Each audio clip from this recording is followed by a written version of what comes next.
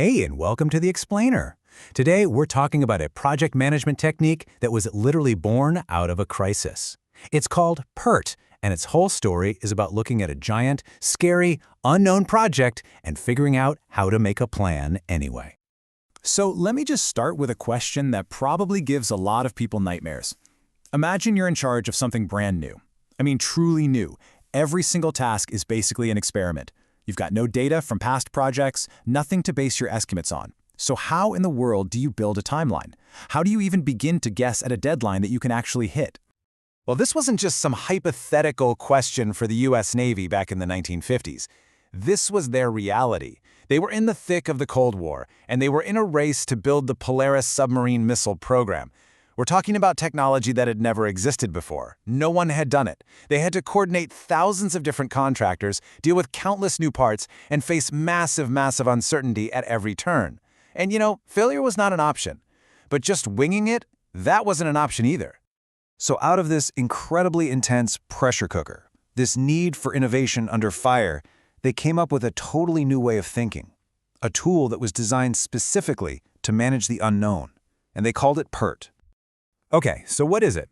PERT stands for Program Evaluation and Review Technique, and at its core, it's a way to plan projects that actually leans into uncertainty. See, most planning tools want a single hard number for how long a task will take. PERT is different. It says, hey, reality is messy, and it gives you a framework to actually handle that mess. Now, to really get what makes PERT so unique, it helps to look at its cousin, the Critical Path Method, or CPM. CPM is awesome for projects you've done a million times, like building a house. You know roughly how long things take, so use one solid time estimate. But PERT was built for the unknown. Instead of just one guess, it uses three. That's what made it perfect for something as unpredictable as the Polaris program. So how does it actually work? How do you put a number on something you're not sure about? Well, it all boils down to a really clever but pretty simple formula that starts by asking you to think about time in three different ways. Instead of giving just one number, PERT makes you think about a whole range of outcomes. First, there's the optimistic time. We call that O. This is the absolute best-case scenario. If all the stars align and everything goes perfectly. Then you've got the most likely time, or M. This is your gut feeling, the most realistic guess. And finally, the pessimistic time, P. This is your worst-case scenario. If everything that can go wrong does go wrong. And here's the magic. This is how you combine those three numbers into one useful estimate. The formula uses what's called a weighted average. You can see it gives way more importance to the most likely time, the M, by multiplying it by 4.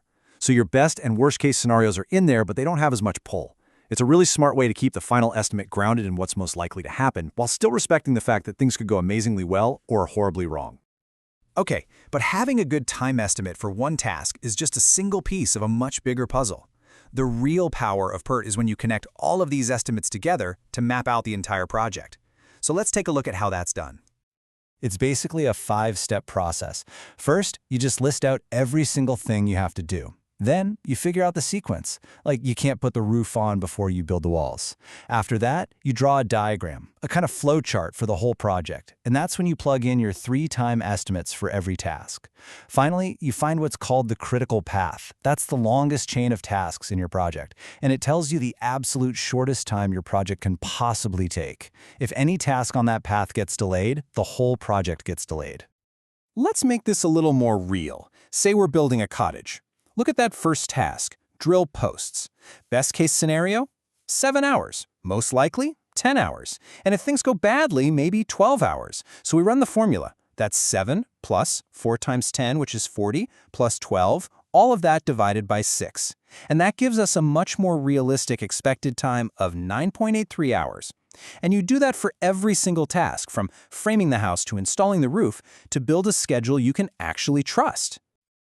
The Polaris program was a massive success, and many credit PERT with helping them finish years ahead of schedule, which is just incredible. But that was over 60 years ago. So how does PERT hold up today? Let's take a look at the good and the bad. The advantages are still super relevant. PERT makes you think really deeply about every single task. It's amazing for doing what-if analysis to plan for different scenarios. And by showing you that critical path, it tells you exactly where you need to focus your energy to keep things on track. And of course, for any project that's stepping into brand new territory, it's still one of the best tools out there. But it is not a silver bullet. The whole system is built on people's subjective estimates. So if the person giving those estimates is inexperienced or maybe a little too optimistic, your whole plan is built on a shaky foundation. It can also be a ton of work to set up and keep updated, especially since that critical path can, and often does, change while the project is happening. And on a truly gigantic project, just trying to think of every single task ahead of time can feel almost impossible. You know, when you really get down to it, the biggest takeaway from PERT isn't the formula, it's the mindset. It's about taking that fear of the unknown and replacing it with a structured way to think about what's possible. It teaches us that even when we can't be certain, we can still be smart about how we plan. So I'll leave you with this question. What's that big, scary, unplannable project in your life, maybe starting a company or learning an instrument, that could use a little bit of PERT's thinking? Thanks for joining us on The Explainer.